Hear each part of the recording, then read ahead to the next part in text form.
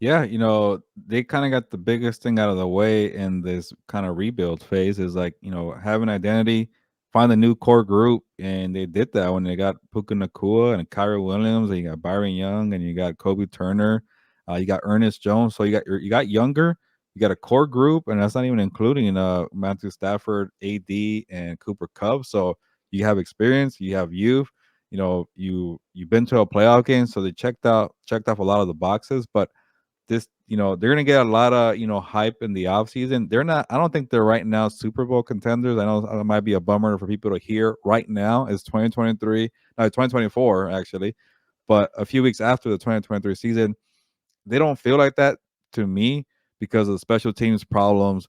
You need to keep building the offensive line. You need to keep adding more talent defensively.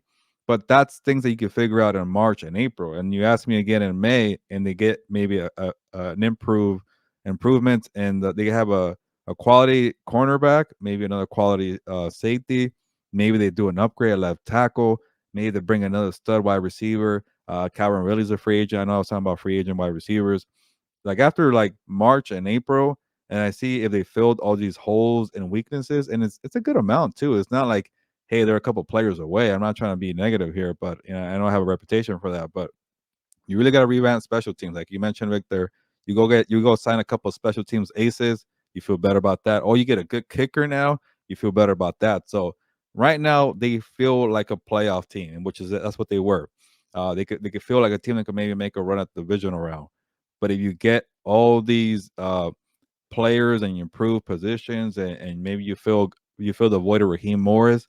After that, maybe I'm like, you know what, that team looks like a Super Bowl contender. But for right now, they feel like a playoff team. And if you would have asked me that a year ago, I'm like, I would have been honest. Well, they need this, they need that, and they came off a 5-12 season. They surprised me because they hit on the draft. So we'll see. And again, you never know because in the NFL, you could go to the playoffs and then miss it the next year. But I just want to see them keep improving, keep building. They definitely did a lot in 2023. They got some building blocks. They've done a lot, but you still want to see more on special teams, especially defensively too. And I don't think the offense is perfect either.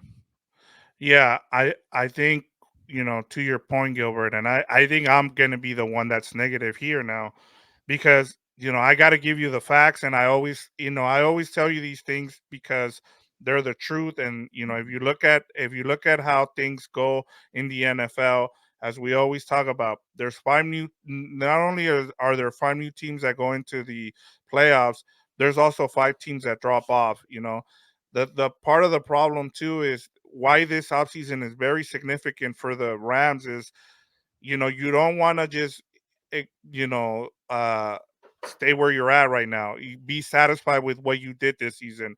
Now comes the pressure of what you did. Now there's expectations, as you said, they're going to be a trendy pick next season. People are going to pick them to make the playoffs again, to win the division, perhaps, to and that's where you start believing in things that are from the outside. Puka Nakua, how does he come back?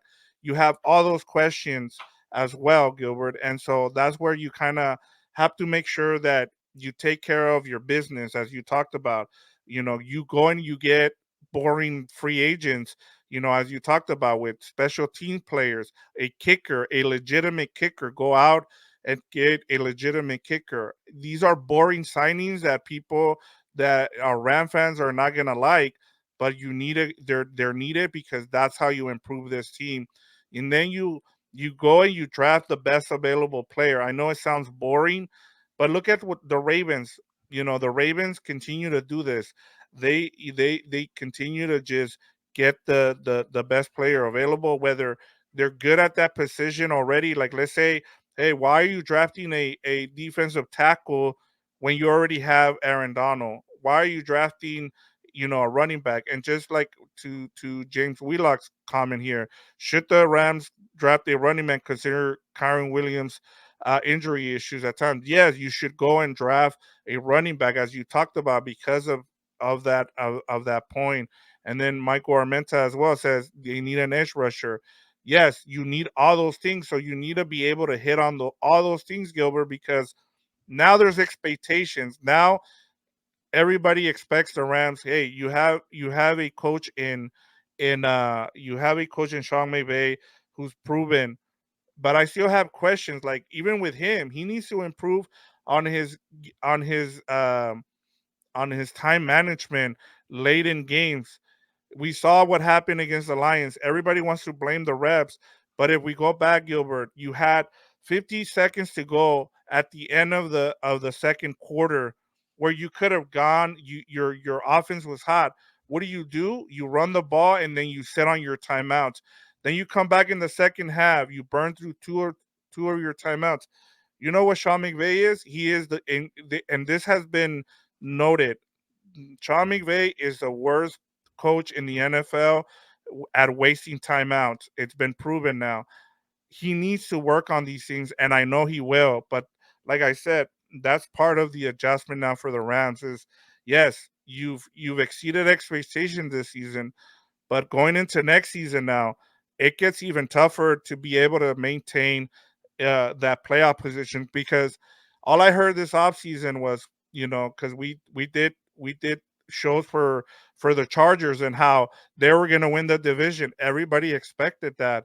You just can't expect that from these teams. And yes, we've seen the kind of culture that the Rams have, but it's just hard. And that's why I said I'm fascinated to see.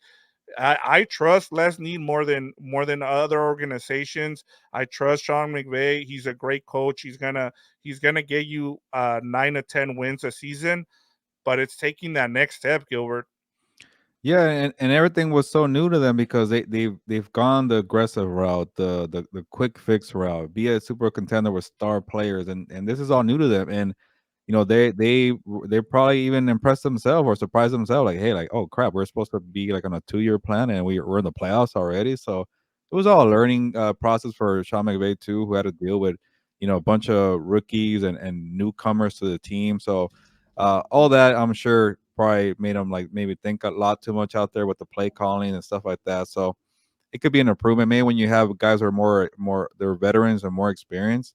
Also, it's a new, pretty much a brand new coaching staff. Things like that, may come into a factor. But uh, it was a great year all around, and but that's why and we're not being too negative because people like James, Michael, and BC, like this team had a lot of holes after the 2022 season. They fixed a lot of them, but they're not all covered yet. So should be very intriguing offseason.